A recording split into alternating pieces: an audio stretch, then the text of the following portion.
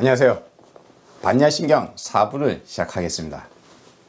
바로 직전에 3부에서 우리가 배운 바가 괴로움이란 무엇인가, 이 괴로움에서 어떻게 벗어나는가에 대해서 제가 육체와 정신적인 우리의 인간의 우리 이 작용들, 그것을 보면서 내가 괴로운 이유 중에 하나는 현실과 동떨어진, 실제 사실과 동떨어진 것을 내가 바라고 있기 때문이다.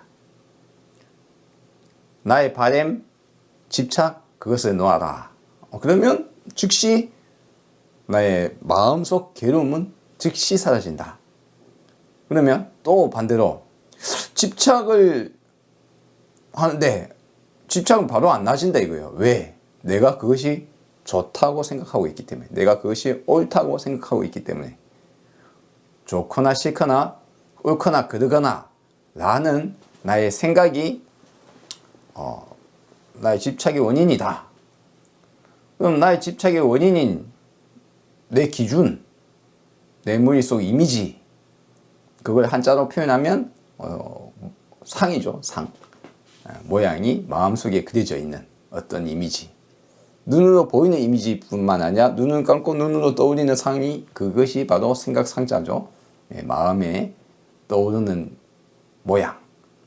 이미지는 시각적인 것도 말하지만 좀 더 포괄적으로 우리의 감각기관을 통해서 들어온 모든 이런 정보들, 그것들을 우리가 머릿속에 떠올리는 나의 이미지, 좋다라고 생각하는, 옳다라고 생각하는 나의 이미지, 그런 이미지가 내 집착을 만들어내기 때문에, 그럼 기준을 보여라. 과연 나의 기준은 옳은 것인가?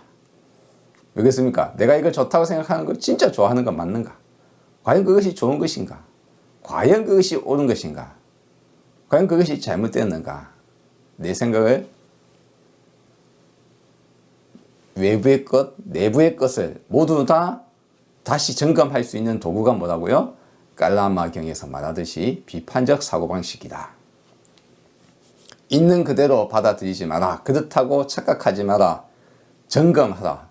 끊임없이 점검하라. 관하라. 과연 내가 이것에 집착하고 있는 것은 아닌가? 옳다고 생각하고 있는 건 아닌가? 자, 이와 같은 비판적 의식은 사실 삶의 지혜이자 삶의 태도예요.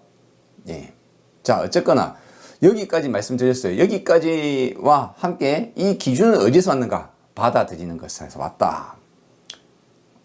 그래서 결론적으로 어떻습니까? 결론적으로 내 머릿속 기준이 옳은 것인지 의문을 가져야 된다. 이와 같은 의문을 한 번도 갖고 있지 않는 사람, 세상을 살면서 나를 한 번도 돌이켜보지 못한 사람, 외부적으로 날선 비판을 하고 이성적으로 말하는 것 같지만 사실 자기 자신의 생각과 견해와 자신의 육체와 정신, 이것을 한 번도 제대로 점검해보지 못한 사람, 자신을 의심해보지도 못한 사람, 내 생각이 나이며 내가 보여지는 모습이 나이며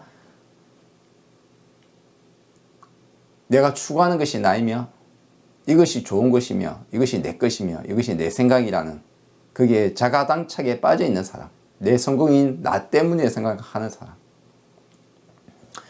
그런 사람이 어느 날 똑같은 기준 하에서 즐겁다가 똑같은 기준 하에서 어느 날 괴로움에 빠지면 벗어나올 길이 없다. 자, 그러므로 언제나 의문, 질문을 갖고 살아야 된다. 과연 나는 올바로 살고 있는 것인가? 과연 나는 왜 괴로운가? 과연 나의 기준은 옳은 것인가? 자, 이것이 바로 저번하였죠.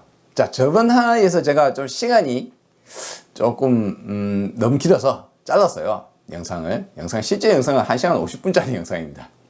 너무 길고 집중하기도 어렵고 해서 뒷부분을 잘랐습니다. 자, 이 내용에 있는 것들이 앞에서 말한 바로 그 전화에서 말한 조견 오온 자성이 개공하더라. 오온에 자성이 공하더라는 것과 무슨 상관이에요? 그런 느낌을 받은 분도 있을 거 아니에요. 제가 분명히 그런 말을 했는데도 불구하고, 자, 한번 간단하게 한번 살펴봅시다. 자, 내 머릿속의 이미지, 그게 뭐라고요? 상.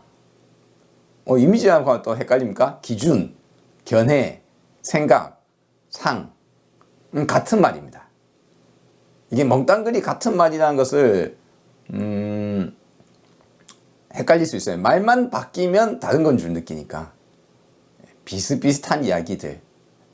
우리의 정신작용을 칼같이 잘라서 이것이 상이야! 라고 말하기 힘들지만 일상적으로 우리가 편의적으로 이것이 상이다. 우리의 견해, 우리의 기준, 우리의 생각, 우리 머릿속에 떠오르는 어떤 표상, 그런 어떤 느낌이 드는 거. 비 오는데 비 온다는 것을 뭐 어떻다라고 생각하는 나의 생각. 난 어떻게 보여야 된다는 나의 생각, 내 이미지. 어쨌거나 그것이 상이거든요. 기준이었죠. 기준이 있으면 어떤 게 벌어집니까? 기준에 의한 작용이 어떤 거일까요? 바로 집착, 바램. 그렇죠. 내가 좋아하니까, 좋아한다고 생각하니까 거기에 집착하는 거죠. 내가 이게 옳다라고 생각하니까, 내가 그것이 싫다라고 생각하니까, 나는 벌어지지 않았으면 좋았겠다는 생각을 하는데 일이 벌어졌다 이거예요. 나는 벌어지지 않았으면 좋겠다는 생각은 어디에서 왔습니까? 기준에서 왔는데 그 기준에 의해서 어떤 작용이 벌어집니까? 어떤 행위 벌어집니까? 괴로워합니다. 그 벌어지지 않기를 바라서 그래서 괴로워하는 거죠. 비가 오는데 갑자기 우울해져요. 우울해지는 작용, 하고 싶어 하는 바램, 의지, 행위, 이런 것들이 행위에 속하죠. 우리의 행 때문에 또한 우리가 괴롭다는 거예요. 그렇죠? 그래서 행과 상, 우리가 집착하는 것을 제가 행의 어떤 특정 일부를 제가 그냥 대충 말한 거예요. 그래서 색, 수, 상, 행, 식 중에 사실 색과 수, 받아들임, 뭡니까? 경험. 경험에 의해서 우리가 머릿속에 이미지를 가지고 있는 거거든요. 사과나무를 보고 나서야 사과나무라는 이미지를 머릿속에 떠올릴 수 있겠죠. 내가 이걸 맛을 보고 아삭 하고 씹어먹은 사과 맛이 이거 좋아 라고 생각을 해야 그러면 사과는 좋은 것이라는, 사과의 맛은 어떤 것이라는 내 머릿속에 상이 생기겠죠. 사과 맛있어. 사과 좋은 것이야. 그런 경험이 쌓여서 그런 사고가 생기게 될 겁니다. 어린아이는 똥이 더럽다는 생각을 잘 못해요. 아주 어린아이. 여러분을 아십니까? 아주 어린아이는 똥이 더럽다 생각 안 해요. 그래서 뭐 깔깔깔거리면서 좋아해요. 똥 별로 더럽다 생각 안 해요. 더럽다는 생각을 언제부터 할까요? 차츰차츰 저게 더럽다. 그래서 어느 날 똥이 더러운 것이 돼요. 그와 같은 것을 여러 번 반복해서 들음으로 인해서, 부모에 의해서, 주변 사람에 의해서, TV에 의해서, 그렇다고는 소리를 자꾸 들음으로 인해서 어느 날 똥은 더러운 것이 됩니다. 아이에게. 그럼 우리는 똥이 더럽다는 생각은 우리의 생각은 어디서 왔습니까? 우리의 경험, 어떤 경험? 남들이 하는 말, 남들의 인식, 그런 것이 나한테 들어와서 나도 어느 날 똥이 더러운 거야. 실질적으로 똥이 더럽냐 마느냐의 문제가 아니에요. 내 머릿속에 상이 그렇게 잡히는 것은 어디서 온 것인가 이 말입니다. 보고 듣고 겪은, 냄새 맡고 맛을 보고 촉감을 느낀 그 모든 우리가 세상으로부터 받아온 것을 기준으로 우리 머릿속에서 그와 같은 기준이 생성될 수 있다. 상, 이미지가 생길 수 있다. 즉 수라는 받아들이는 이 과정을 통해서 우리 머릿속에 상이 생길 수 있는 것이다. 그 상을 기준으로 우리에게 행위, 작용이, 어떠한 작용이 일어나는 것이다.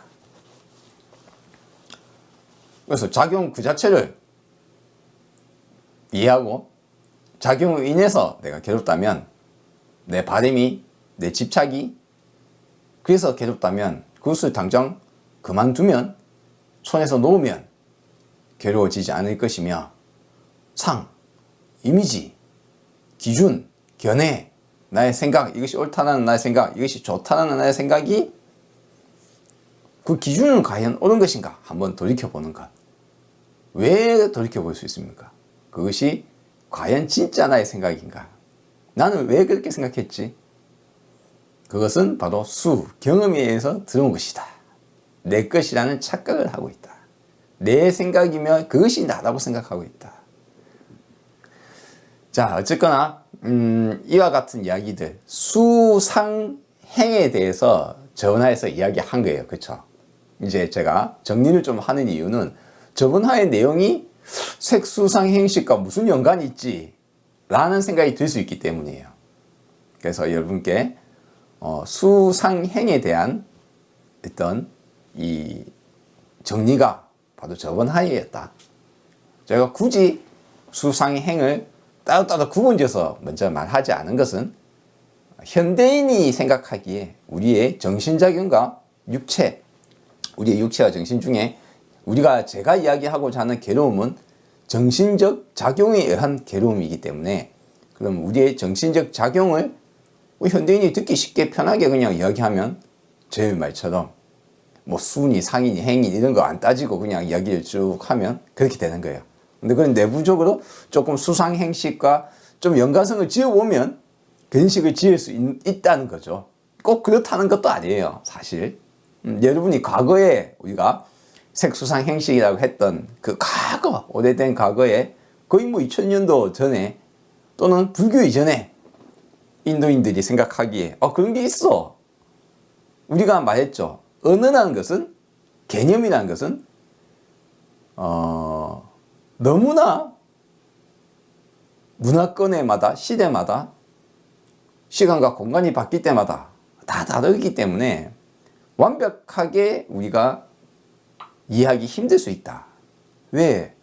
우리가 루빠라고 하면 그것이 루빠, 색으로 글자, 한자로 색이라고 표현했지만 이 색이 색깔 색이 아니고 물질이라고? 그게 같은 단어인 루빠라는 단어를 썼다 이거예요, 인도인들이.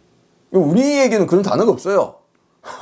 색과 물질이라는 것을 그것에서 두 가지 다 같이 갖고 있는 한 단어. 한 단어가 여기에 쓰이고 여기에 쓰이고, 좁은 의미, 넓은 의미. 한자에서도 그런 게 딱히 없었는데 억지로 색이라는 다에다가 갖다 붙인 거예요. 그러다 보니까 이제 우리가 이해하기 힘들어지는 거죠. 색, 수상, 행식 하니까 색이 그 색이 이 색이야? 이게 빛깔을 말하는 거야? 물질을 말하는 거야? 형태를 말하는 거야? 마찬가지의 문제가 수상행식에도 다 그대로 적용된다는 거예요. 그대로. 제가 알기 쉽게 인도인들이 과거 그랬을 것이야. 식이란 게 뭐야? 비즈나나라는 것이 뭐야? 비즈나나라는 것이 뭐냐 이거죠. 떨어뜨리다, 구분하다, 나누다. off, away 라는 접두사예요. 거기에다가 즈나나, 아는 것. 그러면 나누어서 아는 것이 인식이라 한다 이거예요. 구분해서 아는 것. 근데 과연 인도인들은 진짜 그렇게 우리의 지금 식이란, 한자의 식이라고 적혀있고 우리가 인식이라고 생각하는 그것과 그 사람들이 비즈나나라고 생각한 것이 과연 동의어일까요, 아닐까요? 번역은 그만큼 어려운 일이다. 그 사람들이 삼스카다라고 했던 것이 우리나라 언어로 명확하게 번역이 되는 것인가? 그건 과연 한자 행으로 번역했을 때 바로 번역한 것인가? 그 사람들이 베다나라고 했고 외다나라고 했던 것이 과연 우리나라에서 받아들이면 한자로 적히고 제가 경험이라는 단어로 표현했는데 그게 그 1대1로 매칭이 됩니까? 새롭게 정의 내리고 새롭게 말하기도 하고 부처님이, 또는 부처의 부처님이 돌아가시고 난 이후 후대 사람이 또다시 뭐 덮어 씌우고 새롭게 또 정의 내리기도 하고. 근데 그 이전에 있던 단어들이란 말이에요. 불교 이전에 불교 이전에 이미 있던 단어들이란 말이에요. 자, 그와 같이 언어라는 것이 변화하고 바뀌기 때문에 우리가 명확하게 그때 어떤 것이라는 것을 짐작해 볼 수는 있어요. 제가 짐작을 하기 위해서 여러 가지 방식을 동원하고 어원과 어근을 찾아서 원래 뜻은 무엇이었을 것이며 어떻게 변한 것이다 라는 것을 이해를 하기 위해서 하지만 진짜 그대로 우리가 받아들이기 힘들다. 또한 그 모든 번역과 이해하려는 우리의 노력은 짐작에 속한다. 실제 사실인지 아닌지는 우리는 100% 확신할 수 없다. 왜? 내가 그 시대 그 사람 부처님 바로 밑에서 듣고 있는 게 아니기 때문에. 심지어는 부처님이 설법하는 그 자리에 앉아 있으면서도 부처님이 시기에 대해서 막 이야기하고 있다 칩시다. 나는 그 말을 듣고 이해하는 과정은 부처님의 머릿속에 있는 것을 그대로 정보를 100% 받는 것입니까? 아니면 부처님의 말을 내가 다시 번역하는 거예요. 이 말을 이해한다는 것 자체가 사실은 번역이에요.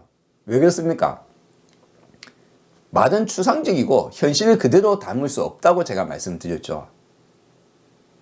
즉 제가 오늘 이 영상에서 여러분께 이렇게 말을 하고 있는데 그걸 여러분이 만약 저 사람이 무엇을 말하고자 하는 것인가를 가리키고 있는 것을 100% 받아들일 수 있는가 없는가? 받아들일 수 없다. 그 사람이 무슨 말을 하는지 우리는 어떻게 이해할 수 있느냐? 우리의 이해하는 과정은 무엇인가? 나의 짐작으로, 추측으로 저 사람이 이런 말을 하는 것 같아. 저 사람이 말하고자 하는 바는 이것이 아닐까?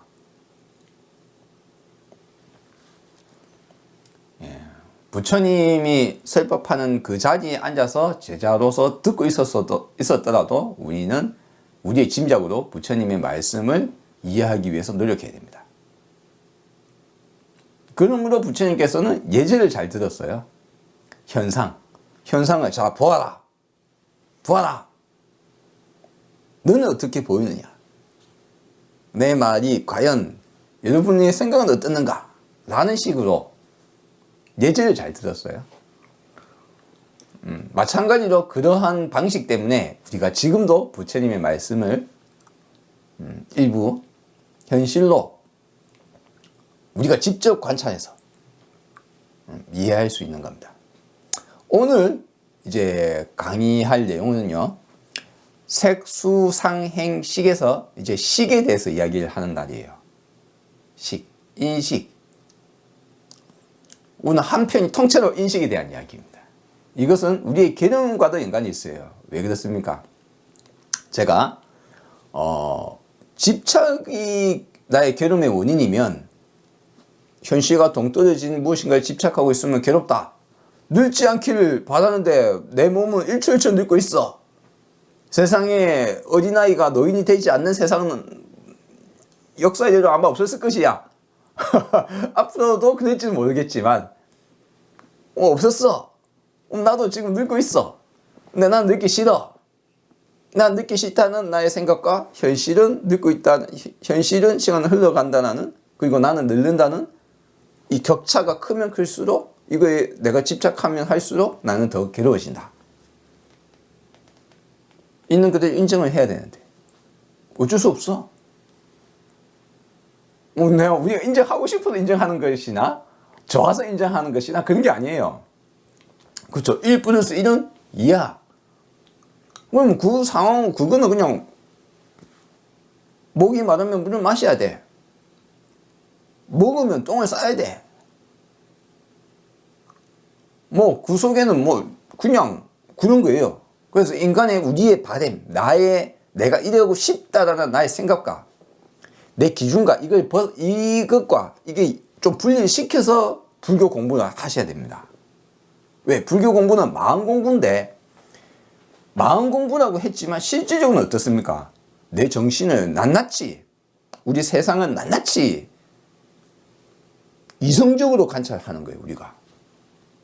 여기는 나의 바램이 중요치 않습니다. 나는 이러고 싶은데, 난 영원히 살고 싶은데, 나는 부모님과 헤어지기 싫은데, 나는 내 사랑하는 연인과 헤어지기 싫은데, 내 자식이 죽기를 바라지 않는데, 내가 죽지 않기를 바라는데, 헤어지지 않기를 바라는데, 나의 바램과 나의 욕망, 바램, 좋고 싫음과 실제 있는 그대로 보는 것. 분리시켜야 되거든요. 그것이 불교입니다. 사실 대단히 제가 몇 번 말씀드렸다시피 비인간적이에요.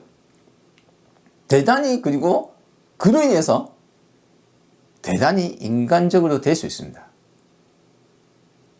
놀랍게도 이것이 가능한 것은 별로 없거든요. 인간이라서 이렇게 추상적인 이야기를 깊게 할 수 있는 것이며, 인간이라서 매우 추상적인 것에 매달려서 오해와 착각, 상상 속에 빠져서 괴로움에 빠져 살아가고, 인간이라서 그것을 이해하고 짐작하고 결국 깨달아서 인간이기에 대자대비하고 겉옷을 달라고 하면 속옷을 줄 수 있고, 왼뺨을 때리면 오른뺨을 내어줄 수 있는 박애와 자비의 삶이 될 수 있습니다. 대단히 인간적이고 대단히 비인간적이며, 그 단어들 속에 불교가 있습니다. 자, 어쨌거나 냉철하게 바라봐야 된다. 근데 이제 들어갑시다. 수상행이라는 과정, 경험을 하고 머릿속에 상을 떠올리고, 그리고 내가 이것이 좋고 싫으니까 그에 따른 작용, 그렇죠? 내가 기분이, 감정이 뭐 어떤 상황에 닥쳐서 감정이 막 기복이 생기거나 우울하거나 화가 나거나 뭐 기쁘거나 슬프거나 막, 그렇죠? 이미 지나간 과거를 떠올려서 생각을 하면서 또 감정이 막 흔들리고 있거나, 오지 않은 미래를 또 걱정하면서 막 머릿속에서 막 생각하니까 또 가슴이 막 울렁거리고 기분이 나빠지고 절망하거나 희망차게 생각하거나 긍정적이 되거나 부정적이 되거나 어쩌거나, 또는 내가 뭔가 하고 싶어서 갖고 싶어, 하고 싶어, 하기 싫어, 만나기 싫어, 헤어지기 싫어. 자, 작용이 벌어졌어요. 이 과정, 세 가지 과정에 우리가 괴로움을 끊는, 괴로움을 벗어나는 방도가 숨겨져 있었습니다. 그렇죠? 넣어버리거나, 기준을, 과연 그 기준이 옳은 것인가, 내 기준을 바꾸거나, 혹은 기준을 놓아버리거나, 옳다거나 싫다거나, 좋다거나 싫다거나, 옳거나 그르거나 하는 나의 기준이 나를 괴롭게 한다. 내 행에, 우리 마음 작용의 원인이 이 기준 때문이다. 그 기준이 어디에서 왔나? 경험에서 왔다. 자, 여기까지 했잖아요.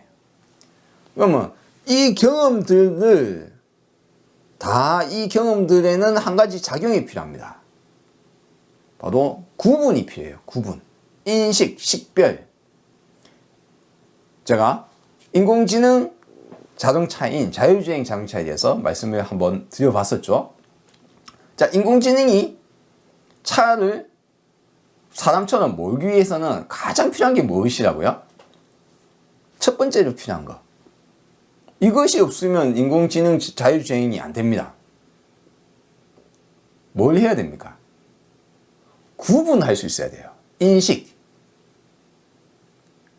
자동차에도 감각기관을 달아주죠. 사람처럼. 카메라를 달아주고, 또는 누구나는 지금은 없을 수 있지만, 청각 신호를 달아줄 수도 있어요. 청각기관. 소리를 들을 수 있는 마이크. 이거 달아줄 수도 있죠. 지금은 별로 그게 중요하지는 않게 보입니다만. 그리고 라이다라고 해서 빛을, 우리의 일반적인 빛하고는 조금 다른 주파수가 약간 다른, 빛을 쏘아서, 제가 빛과 주파수 이야기하니까 뭔가 막 헷갈리는 분들 계실 거예요. 적외선과 자외선은 우리의 전자기파는 빛의 다른 이름이잖아요. 그렇죠? 전자기파가 빛이고 빛이 전자기파입니다. 우리가 눈으로 보이는 파트만 뽑아서 그것이 빛이다 라고 우리가 뭐 일반적으로 우리 색깔로 눈으로 볼 수 있는 것을 빛이라고 하지만 실제로는 핸드폰에 있는 신호가 오고 가고 있는 4G, 3G, 5G의 무선 통신을 위한 주파수 무전 신호도 빛의 다른 이름이거든요. 전자기파죠. 빛의 속도를 움직이는.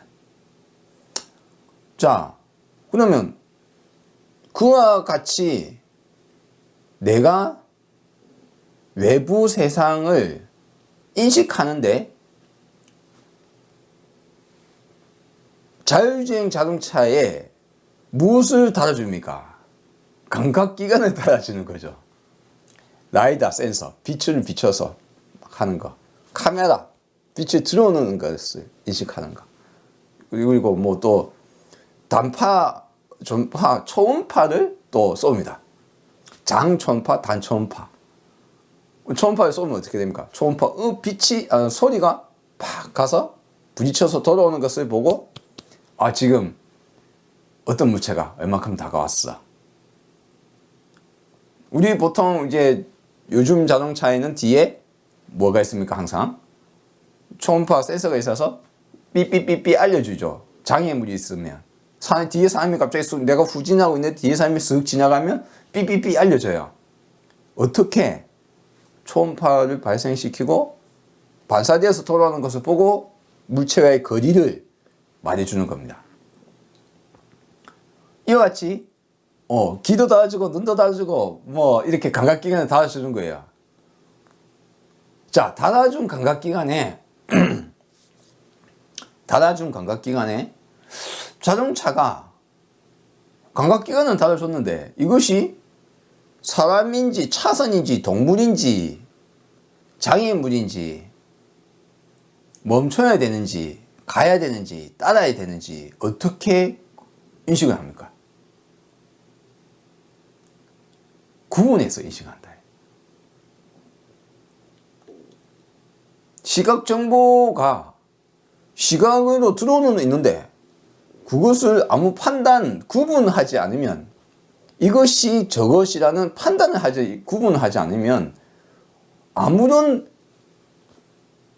판단을 할 수 없잖아요. 따라서 자율주행 자동차의 가장 핵심은 뭐라고요? 인식하는 것이다. 구분하는 것이다. 식별하는 것이다.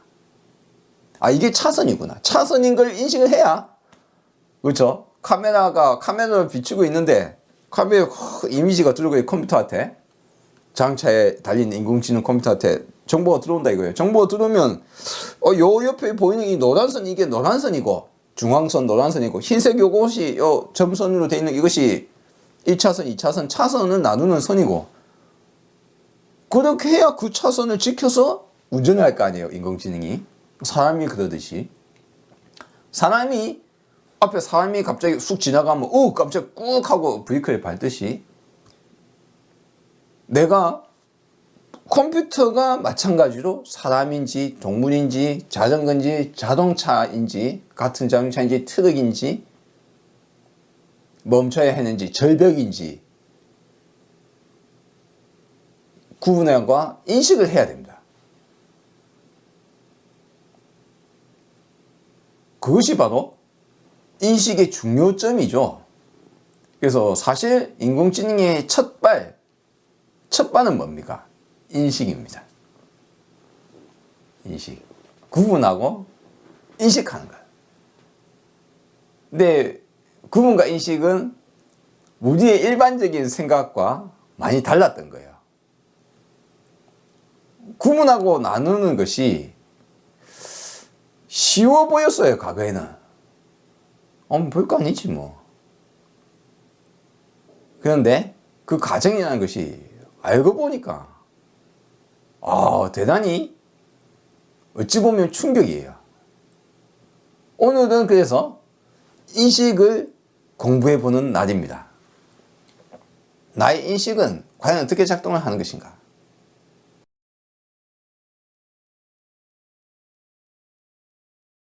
자, 우리가 인식이라는 걸 할 때 우리 생각에 예를 들어서 사과와 사과 나무를 우리가 구분을 한다면 어떻게 됩니까?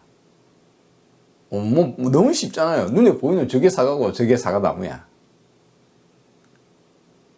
근데 사과나무와 사과는 진짜 구분되는 겁니까? 우리가 구분한다 하잖아요. 왜? 인식하는 것은 우리 생존의 필수거든요. 그래서 동물에게만 인식이 있는 건 아니죠. 어떤 거에도 인식이 있을까요? 나무에도 인식이 있는 거예요. 제가 나무에 인식이 있다고 하면 많은 사람들이 못 받아들일지 몰라요. 인식이란 것이 무엇인가라는 생각의 차이. 예, 생각의 차이에 따라서 무슨 식물에 인식이 있어? 뭔 미친 게 이 새끼를 봤나? 하고 생각할 줄 몰라요. 그렇죠? 예. 근데 만약 나무가 빛을 인식하지 못한다면 어떻게 빛을 더 받기 위해서 몸을 비트고 움직이고 할까요? 그렇잖아요. 빛을 감지하고 빛으로 몸을 틀어야 돼요. 그래야 그 식물은 성장할 수 있습니다. 광합성을 하려면.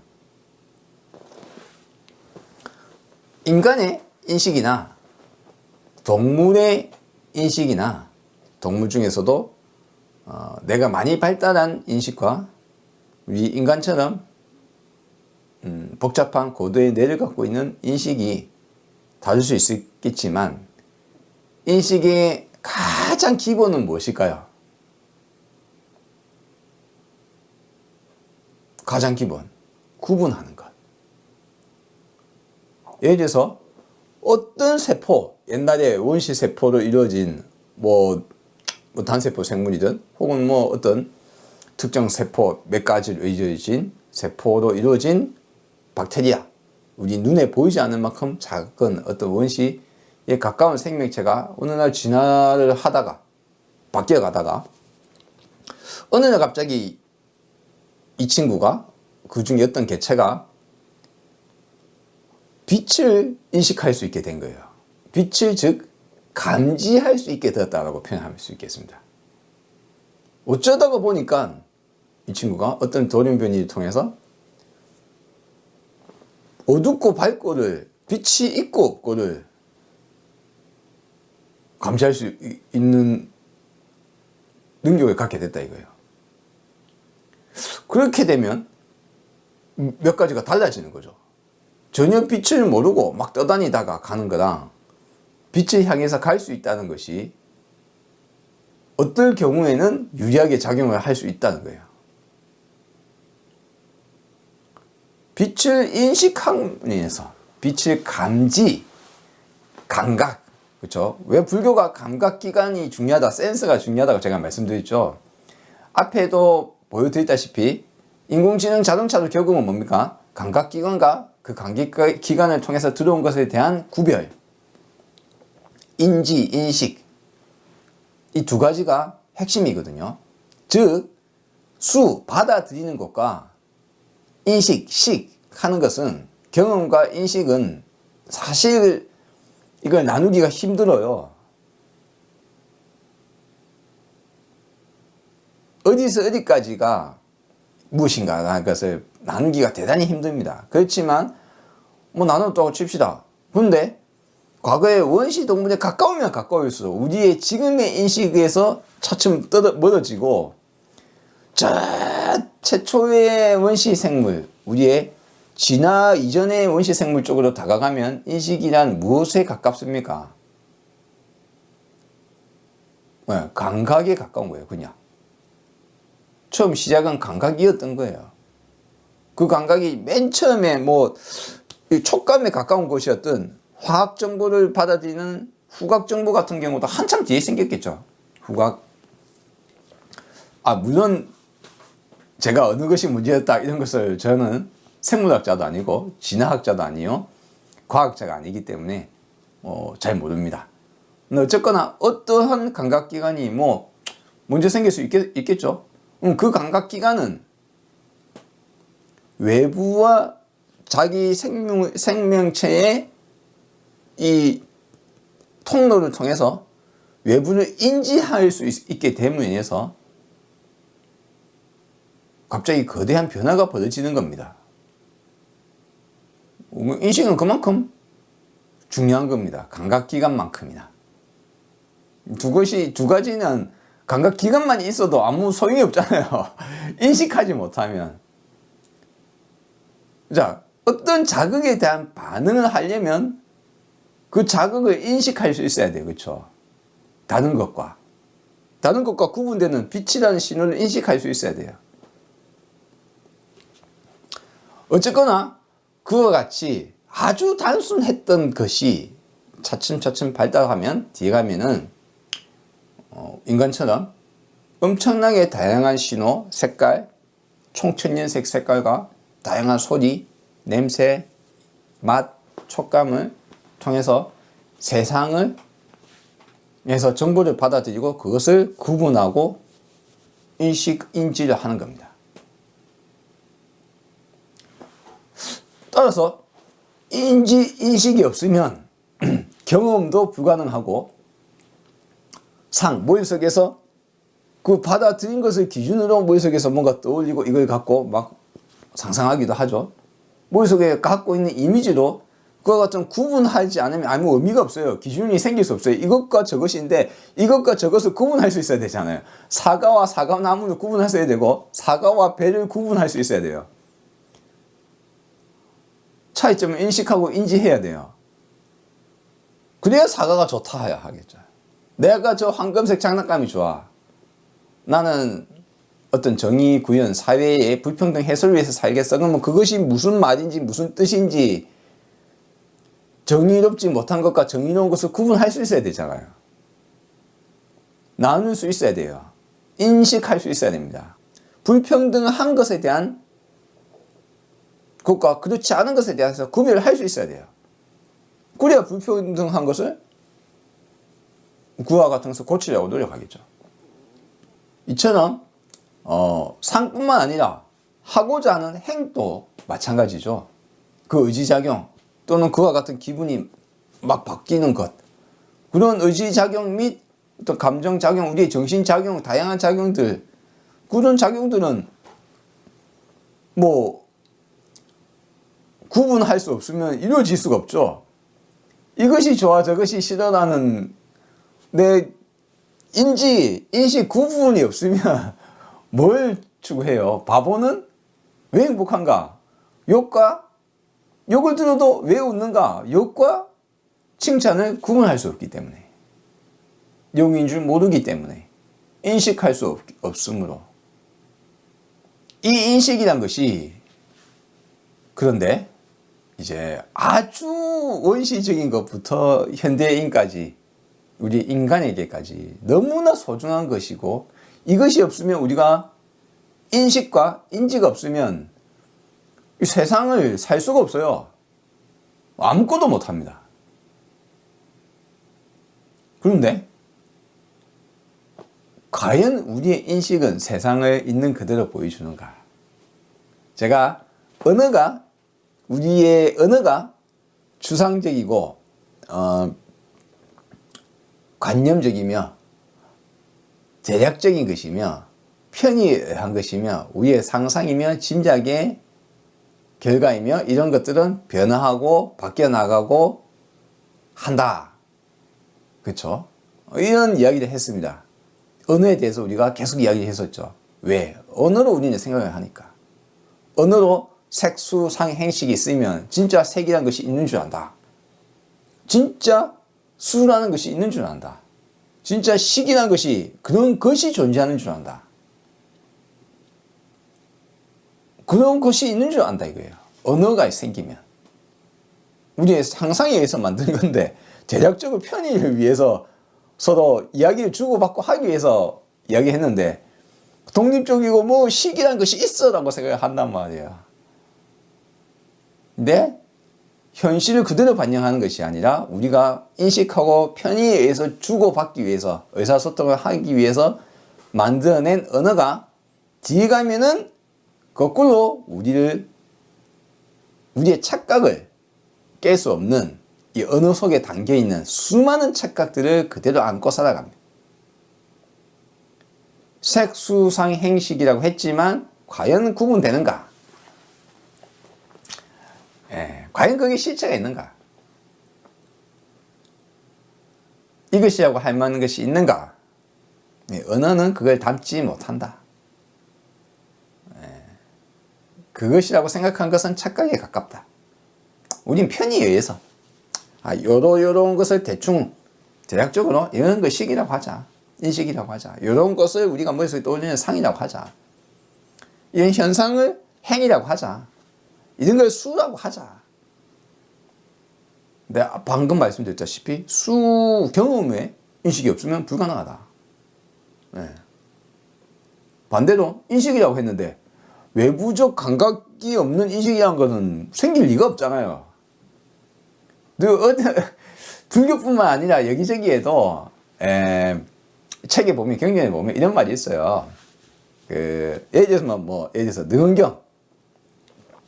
감각을 느끼기 전에 너에게 식이라는 게 있지 않아. 그런 게 있어. 있기 때문에 빛이 있어야 네가 보여. 그러니까 그런 게 있어 라고 이야기하거든요. 근데 우선순위 생각해 봅시다. 외계 물체가 없고 받아들이거나 감각기관이 없이 식이라는 게 존재할 리가 없어요. 그러니까 지금 우리에게 그 인식을 할 수 있는 뭔가 있다 손 치더라도 식이 원래부터 항상 있는 건 아니라는 거예요. 그건 상상이거든요. 감각기관 없이 식에 무슨 소용이 있습니까? 따로 떨어져서 생각할 수 없는 것이며 연관되어서 돌아간다. 자, 그러므로 식이라는 것은 수상행에 다 영향을 주고 받을 수밖에 없어요. 구분할 수 없으면 아무것도 할 수 없고, 반대로 그런 것이 없으면 식이라는 것이 아무 쓸모가 없어요. 감각기관이 없는데 뭐 식이 무슨 소용입니까? 인식할 거리가 없는데 뭘 인식을 해요? 우리가 머릿속에 추상적인 뭔가 개념을 떠올리려고 해도 그건 언어와 우리의 상을 기준으로, 그걸 기준으로 추상적으로 다시 머릿속에서 상상을 돌릴 수 있죠. 우리가 꿈을 꾸거나 우리가 사유를 하거나 하는 것은 뭡니까? 받아들인 것을 기준으로 하는 거예요. 우리 머릿속에서 상을 그리고 언어를 만들고 그걸 머릿속에서 추상적 행위를 할 수 있는 겁니다. 그러니까 받아들인 거 없으면 식 자체가 존재할 수가 없는 거예요. 원래대로 시자면. 그렇죠? 인식이란 것이 언어와 마찬가지로 또 하나의 이제 충격을 우리가 이제 받을 필요가 있습니다. 뭡니까? 언어가 우리의 인간 활동이 네이밍, 저것이 나무라고 해. 자, 보이지? 저거 나무야. 그렇죠? 왜? 우리가 인식할 수 있기 때문에. 사과와 사과나무, 나무와 흙, 바위, 동물, 사람을 구분하고 인식할 수 있으니까, 그렇죠? 구분을 하고 있는 거죠, 이미. 어떤 면에서는 언어는 우리가 구분하고 있는, 대략적으로 판단하고 있는 것을 언어화시킨 것에 불과합니다. 먼저. 그런데 언어와 동일한 문제가 인식에 있는 거예요. 언어는 현상을 있는 그대로 표현하지 못한다고 했죠. 자, 제가 나무라고 칩시다. 근데 과연 세상에는 나무란 것이 있을까요? 정말요? 진짜? 누군가는 있다고 생각할 거예요. 제가 몇 번 말했다시피 대략적이고 아주 대략적인 것이다. 추상적이고 관념적이고 상상과 짐작에 가깝다. 딱 잘라서 여기서 여기까지가 나무야 라고 할 수 있는 것은 세상에 존재치 않는다. 물고기야. 진짜 물고기란 것이 어디서 어디까지를 물고기라 하는지 알 수 있겠습니까, 여러분은? 왜 그렇습니까? 시 공간에 따라 끊임없이 바뀌어 나가고 있는 변화의 한 중간에 있는 것이에요. 우리는 이것을 단속적이고 단절된 디지털적인 사고방식으로 언어를 쓰거든요.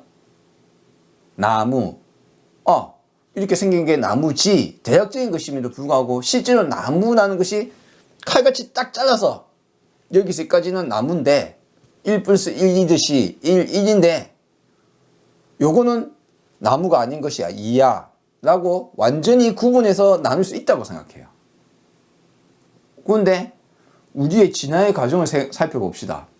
나무라는 것이 지금 1초 1초마다 세상의 나무에 수없는 나무 중에 변이가 오늘도 내일도 생기고 있고, 그 종의 그것도 그 환경과 뭐 여러 가지 영향, 수많은 환경과 조건, 인과연의 결과의 원인과 결과의 영향 안에, 인연 안에 태어나고 사라지고 있어요. 수없이. 근데 그 중에 어디서 어디까지가 나무고 어디서 어디까지는 나무가 아닌 거냐 말이에요. 진짜로 구분될 수 있을까요? 나무라는 단어가 있다고 해서 실제 나무라고, 실제 진짜 나무라고 하는 것이 존재하는 게 아니다. 우리가 편의에 의해서 대략적으로 우리 인식 범위 안에서 대략적으로 나의 인식 범위 안에서 내가 나무라고 생각하는 것이고, 옆에 사람은 옆에 사람대로 자신의 인식 범위 안에서 나무라고 생각하고 있는 것이다. 그 사람의 나무라 생각하는 것과 내가 나무라는 생각이 100% 동일하지도 않다. 심지어는. 왜? 이 사람은 나무를 수도 없이 본 자연 관찰학자라서 이 사람의 생각하는 나무의 종류는 엄청나게 많단 말이에요. 우리가 생각하는 나무같이 않아 보이고, 이 사람은 나무로 보이고, 반대로 내가 나무라고 생각하지만 이 사람은 식물학자라서 그거는 나무가 아니다라고 생각을 하고 있을 거예요. 그렇단 말이에요. 우리는 대나무가 나무입니까? 우리는 뭐 풀같이 보이는데 나무일 수도 있고, 나는 나무라고 생각하는데 이 사람은 그거는 나무가 아니라고 생각할 수 있어요. 왜? 받아들인 것이 다르기 때문에, 보이는 것이 다르기 때문에. 그러면 그 사람은 세상의 모든 식물을 보았을까요? 심지어는 자신이 보았다고 하더라도 1초 1초 세상의 식물들은 바뀌어 나가고 있어요. 무엇이 나무이고 무엇이 나무가 아닌지 명확하게 가릴 수 없다. 언어화되어 있다고 착각하면 되지 않는다. 우리가 편의에서 대략적으로 짐작해서 저렇게 대충 저런 패턴, 대충 저러는 것이 나무다 라고 배우고 뒤에 가면은 서서히 나무라는 것에 대해서 알면 알수록 다양한 나무가 추가되고 나무에 대한 개념이 바뀌어 나가겠죠. 내가 알고 있는 바에 따라서. 근데 우리는 언어를 쓰면 다 같은 언어를 쓴다고 생각해요. 내가 나무라고 하면 저 사람도 나무라고 같은 나무를 현상을 볼 거라고 생각합니다. 근데 제가 앞에 말씀드렸다시피 내가 말로 하는 것조차도 상대방이 받아들이는 것은 나무를 같은 나무로 똑같이 갖고 있어야 이게 전달이 돼요. 바로 그러니까 언어를 전달하는 것조차도 이 과정이라는 것이 수많은 소실과 착각이 벌어질 수밖에 없는 구성을 갖고 있습니다. 내 뜻을 전달하려면 내가 쓰는 언어가 그 사람이 이해하는 언어와 동일하면 모르겠는데 경험이 다르면 내가 화를 낸다라고 이야기할 때, 화가 난다라고 이야기할 때 이 사람은 별로 화를 내본 적이 없다 이거예요. 그런 상황도 겪어본 적이 없어요. 부모님도 별로 화를 안 낸 사람이에요. 그러면 아버지가 맨날 첫날 화를 내고 막 집 던지고 부부 싸움 막 하는 집안에서 자란 그런 집안의 아이와 화를 내는 것을 별로 보지도 못하고 뭐 알지도 못하는 아이가 엄마와 아버지라는 개념이 같을까요? 단어가 같다고 달라요. 모든 언어 속에 담겨있는 모든 것, 우리는 언어를 같다고 생각하지만 다르다. 제가 왜 갑자기 식을 이야기하다가 언어를 이야기하느냐. 식도 마찬가지다. 자, 이제 여기 들어가야 되는 겁니다. 내가 저게 나무야. 언어는 뭐라고 했습니까? 처음에 식으로부터 출발한다. 우리가 구분하고 인식하고 이거 인간의 언어 중에 가장 오래된 것이 이거거든요. 그리고 이거라는 것은 손으로 보통 가리키기 마련이기 때문에 손가락과 이거라는 단어가 어근적으로 거의 비슷합니다. 심지어는 거의 전 세계적으로. 아마도 이렇게 분화하기 전부터 이것이란 것이 통용되었을 것이다 라고 이야기를 합니다. 왜?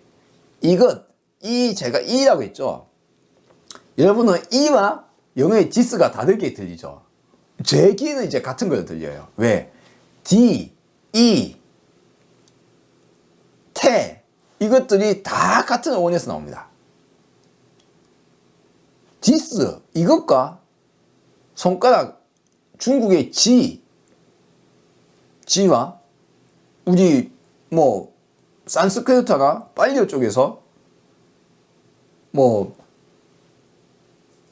타, 뭐 그렇게 이렇게 t, d, e 보통 g나 t, e라는 변형이며 다 변형인데 전부 다 뭡니까? 손가락이나 이것이라는 지시대명사와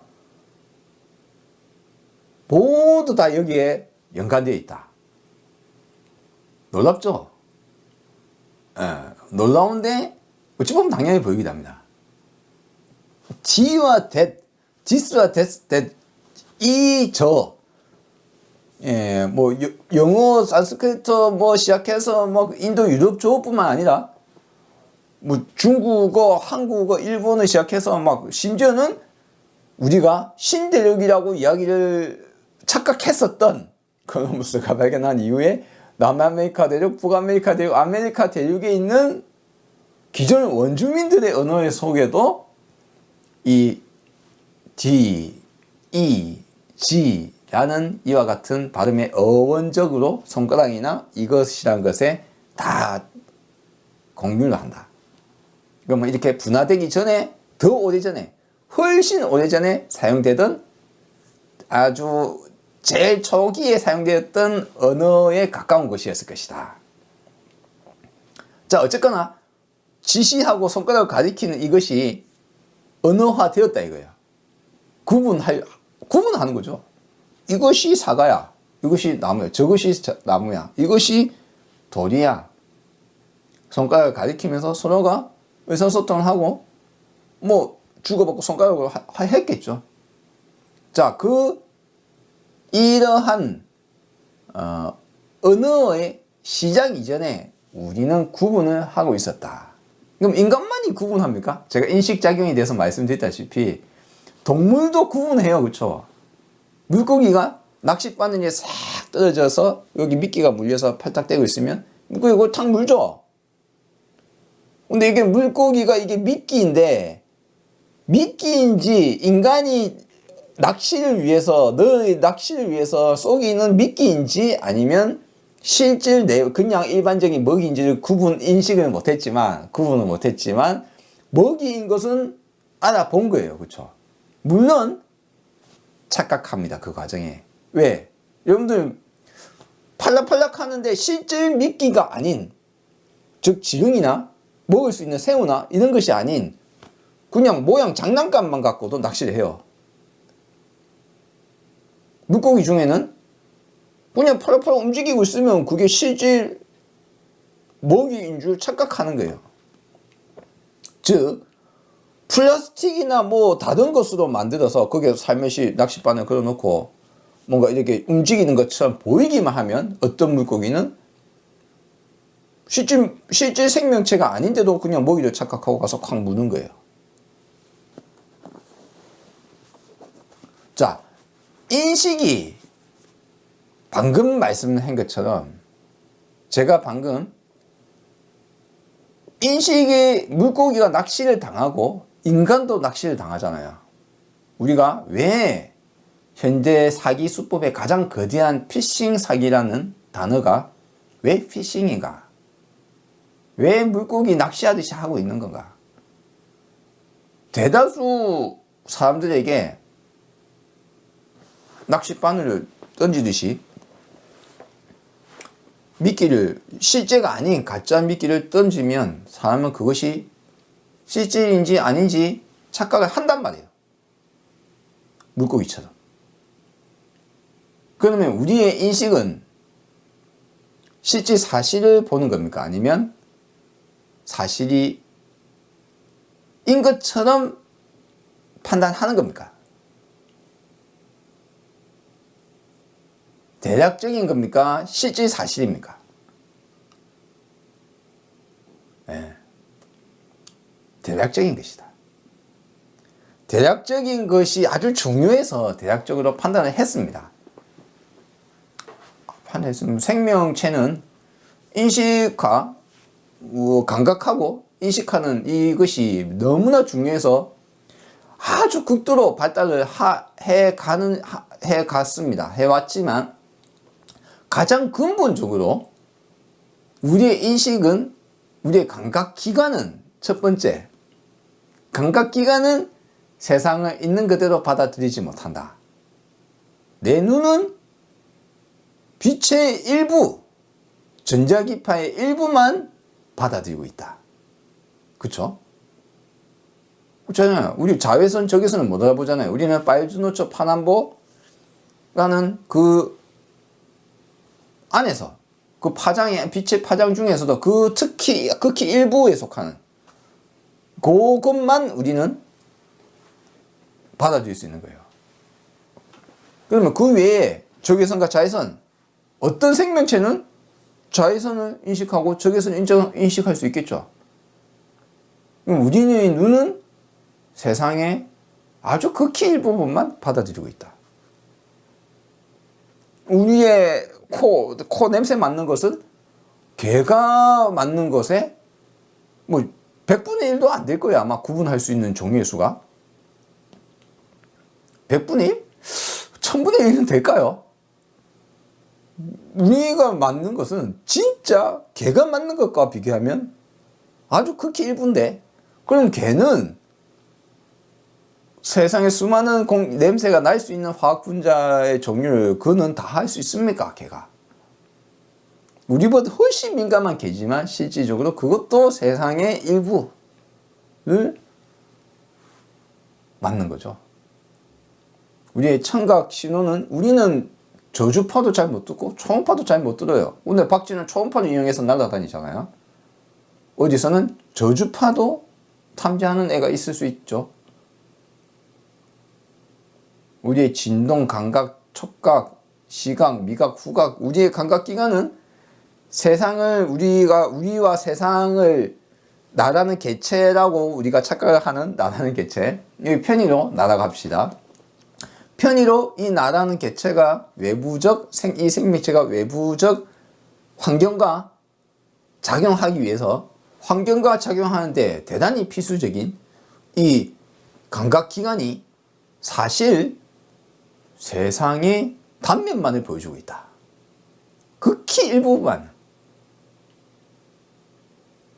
그러면 우리가 경험하고 안다고 착각하고 세상의 일부만을 볼 수 있는데, 그럼 우리 눈에 보이는 건 세상이 아닐 수 있겠네요. 그렇죠? 우리 귀에 들리고 우리 감각기관을 보는 것은 세상의 극히 일부만을 우리가 보고 있는 것이다. 자, 일단 감각기관이 그래요. 그러면 두 번째, 인식을 살펴봅시다. 인식. 우리의 인식 구분은, 내 눈에 이게 사과와 배라고 구분을 했는데, 사과와 나무라고 구분하고, 그 모든 것들은 뭡니까? 대략적으로 인식 자체가, 나무라는 이름을 붙이기 전에 인식 자체가 우리 눈으로 보기에 저런 것을 나무라고 하자 라고 인식을 했다 이거예요. 그럼 그 인식은, 그 구분은 대략적인 걸까요? 아니면 실제로 나무란 것이 있는 걸까요? 저렇게 생긴 것이 구분했다. 편의에서 구분을 하는 것이지 사실은 딱 나누어지지 않는 것이다. 우리 눈으로 보기에 그게 그렇게 보이는 거예요. 그리고 우리는 그걸 우리 눈으로 인식하는 것과 손으로 만져지는 것, 소리로 들리는 것으로 그렇게 인식을 하는 거예요. 우리 눈에 보기에 나무도 보이죠. 근데 나무는 햇빛을 계속 받아들이고 있어요. 그렇죠? 그리고 나무는 숨을 계속 쉬고 있어요. 잎으로. 그렇죠? 나무는 땅에 박혀서 뿌리를 내려서 끊임없이 영양분을 흡수하고 있어요. 나무는 수많은 박테리아가 살고 수많은 생명체가 가서 잎도 끌고 먹고 있고 수많은 미세균부터 시작해서 조그만 벌레부터 시작해서 큰 동물까지 시작해서 수없이 그 나무와 연동되어서 돌아가고 있습니다. 우리가 생각하기에 나무라고 하지만 사실 나무라는 실체는 자연과 동떨어질 수 없는 거예요. 연관성 속에서 우리 눈으로 그냥 딱 이렇게 봤을 때 그냥 그렇게 보인 거예요. 대략적으로. 만약 공기의 흐름이나 적외선과 자외선과 또는 독수리보다 더 높은 현미경 같은 눈과 현미경보다 더 높은 전자현미경 같은 눈과 냄새 화학신호 수없는 화학신호를 맡을 수 있는 코와 걔보다 1000배 만배 더 높은 후각정보, 화학정보를 다 받아들일 수 있는 분자에 구분할 수 있는 그런 코를 갖고 있다 칩시다. 그 사람이 그때 다시 나무를 보게 되면 어떻게 보일까요?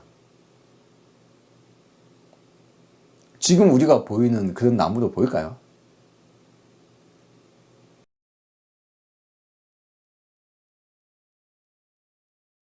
네, 우리의 구분과 인식, 그것은 편의에 의해서 우리가 생명체에게 주어져 있는 아주 훌륭한 도구이며 이것 때문에 우리는 생명체는 이제 삶이 영위하고 살아가는 데 많은 도움을 받습니다.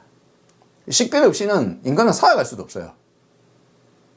그런데 우리의 식별은 대략적이라는 것을 이해를 하지 못하게 되면 내가 식별한 것이 내 감각기관과 내 머릿속에서 구분한 것이 그게 실제 사실이라고 착각을 하게 되는 겁니다.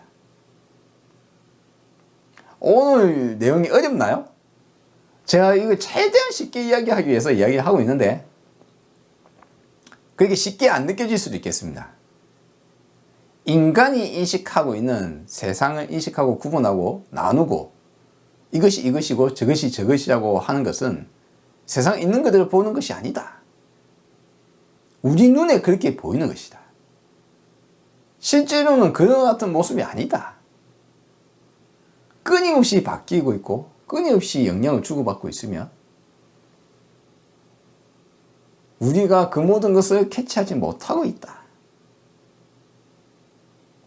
인식과 식별, 구분 짓는 것, 이것이 이것이라고 인지하는 것, 그것이야말로 인류에게 너무나 중요한 것이며 생명체에게 너무나 중요한 것이지만 그것은 임의적이고 개체의 필요에 의해서 그런 것이 계속 발달했을 수는 있겠지만 우리의 감각기관과 우리의 인식은 세상을 있는 그대로 담아내지 못한다. 언어가 현상을 있는 그대로 담아내지 못하듯이 우리는 극히 일부분과 극히 무엇인가 단편적인 변화, 제가 그 시간적으로 말해서 달걀이 닭의 뱃속에서 나와서 톡 나오면 우리는 달걀이 태어나고 달걀을 탁 깨서 우리가 먹어버리면 달걀이 사라졌다고 느끼지 않아요. 이게 시간적인 면에서 봤을 때 우리가 이렇게 단편적이잖아요. 근데 실제로는 또 어떻습니까? 그러니까 시간이 아니라 공간적으로도 우리가 인식할 수 있는, 우리 눈으로 보고 코로 막고 뭐 할 수 있는 그것조차도 실제로는 우리 눈으로 보고 있는 달걀의 모습과 달걀의 실제는 다른 거예요.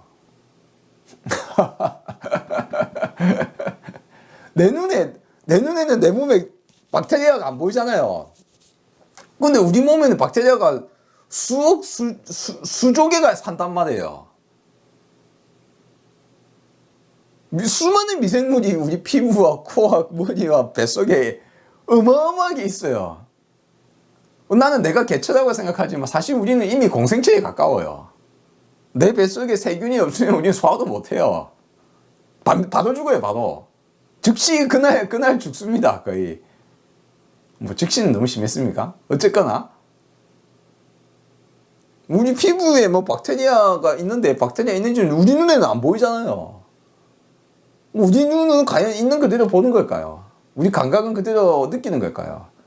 세상에 아주 극히 일부만을 우리는 느끼고 있다.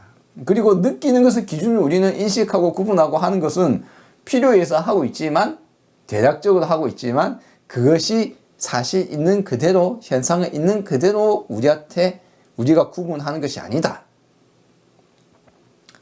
그 기반 위에 언어로 우리가 또 상상해서 또 추상화시켜서 이런 것을 나무라고 하자라고 해서 나무라는 이름을 붙이고 또 이제 구분하잖아요. 근데 수없는 구분을 하지만 언어가 현상을 있는 그대로 담아낼 수 없단 말이에요. 마찬가지로 우리 인식도 세상을 있는 그대로 담아내지 못한다. 그런데 자, 여기서 문제는 이겁니다.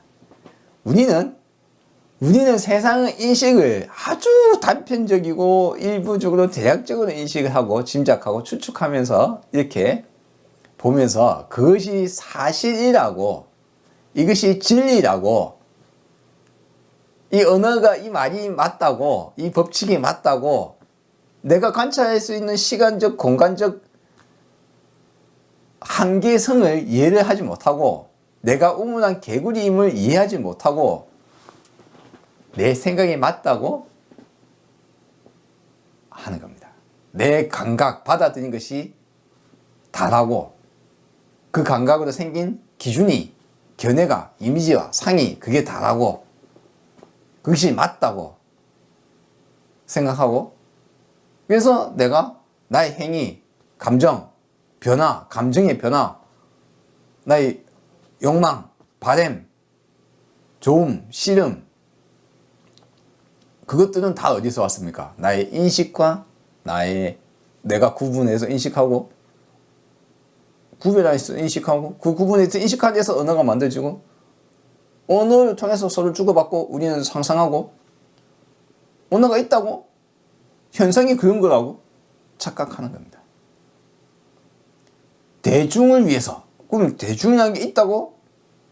대중이라는 것은 대략적이고 아주 대략적인 것이고 아주 추상적인 것이며 서로 말하는 내용도 다르고, 제가 대중이라면 여러분이 생각하는 대중과 제가 생각하는 대중이 같을까요? 제가 민중이라거나 제가 한국인이라거나 같은 생각일까요? 달라요. 저는 한국인, 저는 뭐 조선인, 그러면 제 머릿속에 조선인과 여러분의 머릿속에 조선인이 같을까요? 누군가에게 조선인은 대단히 광범위한 분야에 있는 사람으로 느껴질 수 있어요. 그 사람이 알고 있는 지식과 그 사람이 알고 있는, 그 사람의 자신의 의문에서 받아들인 숫자만큼이나 서로가 교차점도 있고 이렇게 겹치는 부분도 있겠지만 서로가 교차하지 않는 부분이 있어요. 그럼 이 사람이 생각하는 조선인과 이 사람이 생각하는 조선인은 동일하지 않은 거예요. 완전하게 동일하게 인식할 수 있을 것 같습니까? 언어를 쓰고 이야기를 하고 개념을 공유하기 위해서 노력하고 합니다만, 그것이 진짜 실제 한다라고 착각하면 안 된다. 언어 속에 담겨 있고 우리 인식 속에 담겨 있는 착각이 우리의 기준에 영향을 미치거든요. 내 기준은 스승이 말했다고 진실하고 따르지 말라고 부처가 얘기했잖아요. 부처님께서. 그러면 책에 적혀 있다고 그대로 따르지 말라고 했잖아요. 왜? 네가 생각했다고 그게 옳다고 생각하지 말라고 했잖아요. 왜? 전통에 내려온다고 그렇다고 생각하지 말라고 했잖아요. 왜? 안다는 것, 인식한다는 것, 구분하고 인식한다는 것, 언어. 그래서 불교는 더 깊게 들어가면 이제 인식까지 들어가는 겁니다.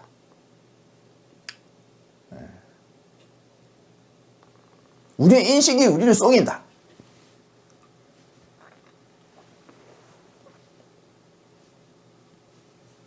우리의 언어가 우리를 속이고 우리의 인식이 우리를 속인다. 그러므로 내가 알고 있다고 생각한 것이 완벽한 진실이라고 착각하지 마라. 잘못될 수 있다. 세상의 모든 걸 알 수 없을 수도 있다. 자, 인식까지 들어가고 나면 이제 괴로움에 대한 마지막 대처. 예, 제가 앞에 집착을 하고 있는데 집착으로 인해서 내가 괴롭다. 그럼 집착을 놔라. 놔버려. 그것 때문에 괴롭잖아. 집착 그만해. 내가 왜 이거 집착하고 있지? 뭘? 뜨거워 하면 뜨거워 하는데 계속 그거 잡고 있다 이거. 괴로워 하면서 잡고 있다 이거야. 왜? 그게 허상인 줄 모르니까.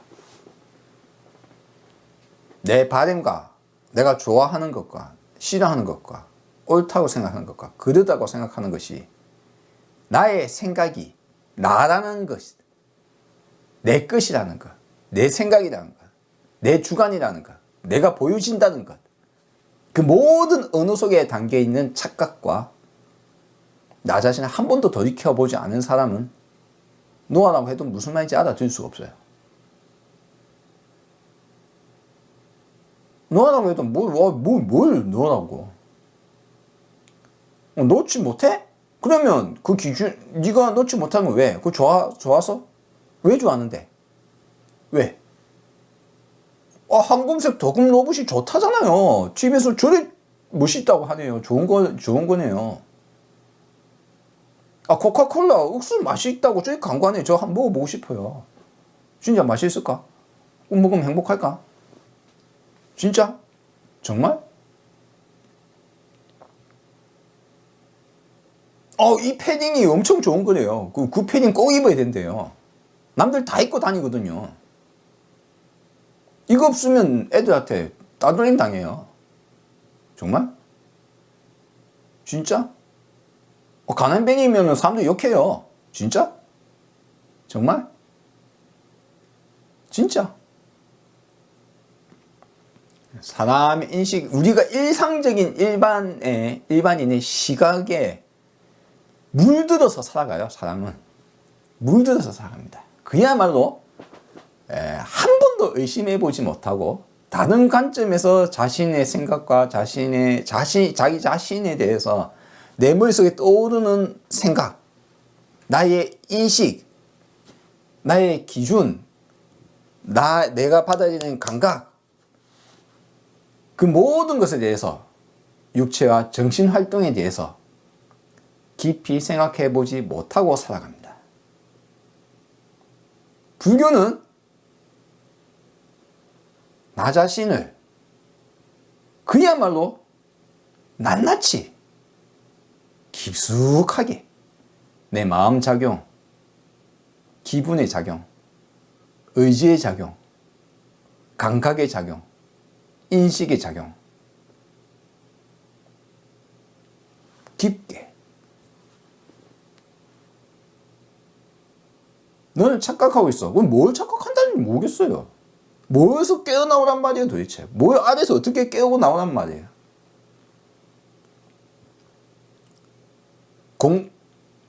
깊게 사유하지 않으면 그런 사고방식을 한 번도 접해보지 않으면 그냥 죽을 때까지 그냥 내가 어떻고 막 욕심부리고 내가 어떻고 내 명예가 어떻고 막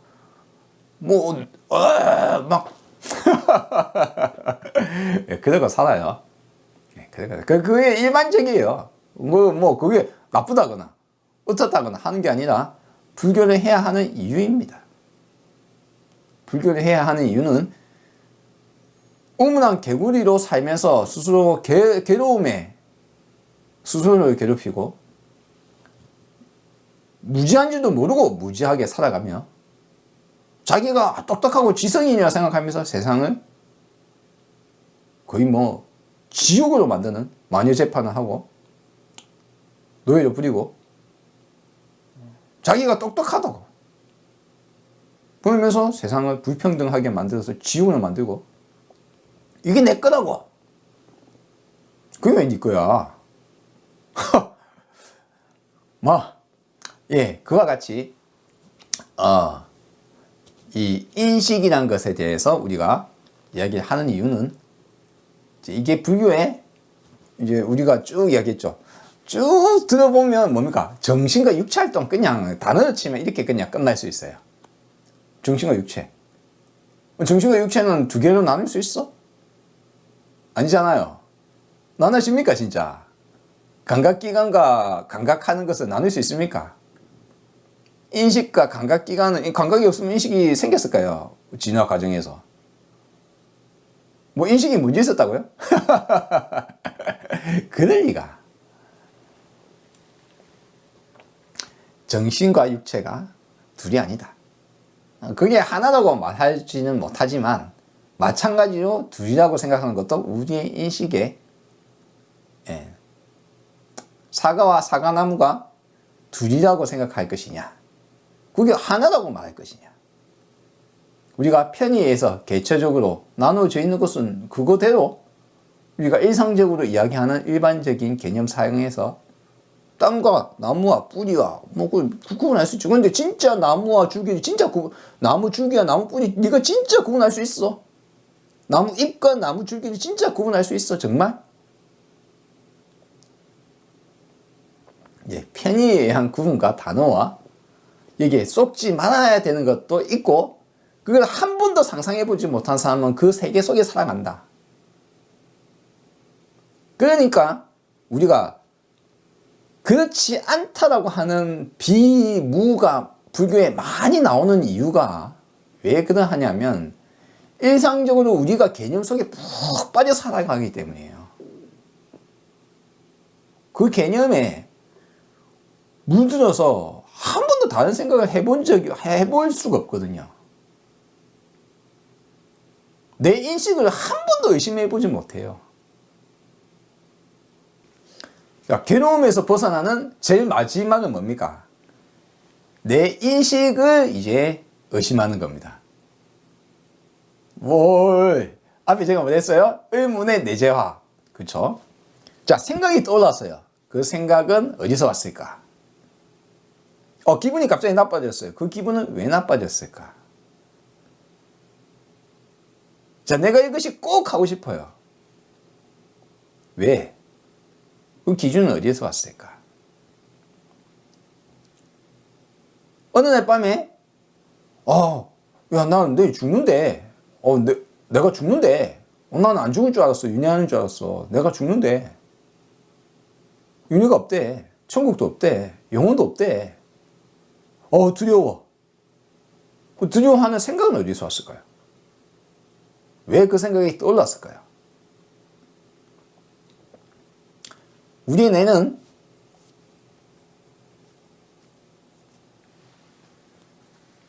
뇌는 쉬지 않고 추상적이고 과거와 미래를 오가면서 끊임없이 떠올립니다. 일종의 자분 발생기 비슷하게 생각하시면 돼요. 자분 발생기. 그것이 우리로 하여금 새로운 발견을 하기도 하고 새로운 추상적인 뭔가를 만들어내기도 하고 상상해내기도 하며 문명을 발달시키는 계기이기도 합니다. 이것이 수도 없이 여러 군데를 튀는데 튀는 것 중에 어디로 튀다 보니까 요새 공명에 맞는 대로 튀어버린 거예요. 그럼 어떻게 됩니까? 새로운 발견을 하거나 새로운 발명을 하거나 기존과 다른 생각을 하거나 우리가 맨날 같은 데로만 가면 어떻게 될까요? 같은 데로만 가면 개체가 다 똑같은 데로 가면 우리가 발전이 있을 수가 없거든요. 진화가 있을 수가 없어요. 문명의 발달도 있을 수 없습니다. 인공지능이 나올 수가 없어요. 근데 우리는 변화에 나가거든요. 우리 머리도 뇌도 특히 변화에 대단한 능력을 갖고 있습니다. 끊임없이 상상을 하고 추측하고 짐작하고 그렇게 만들어져 있다 보니까 그것이 더 극대화되어 있는 거예요.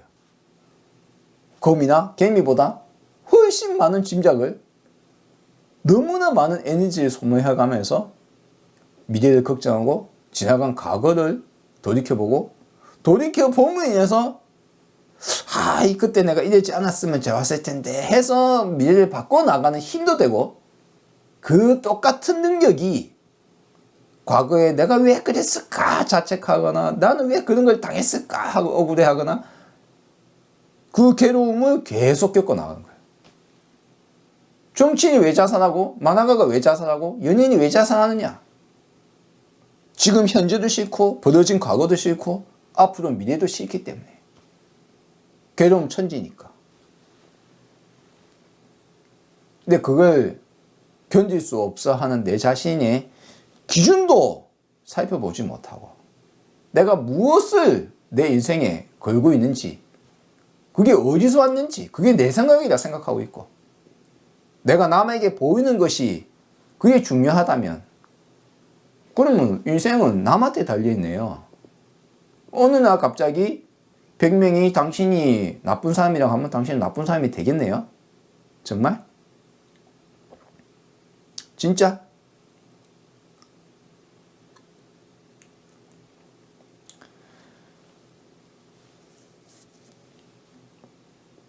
인식부터 기준, 받아들임, 느낌, 물질, 세상, 그리고 나.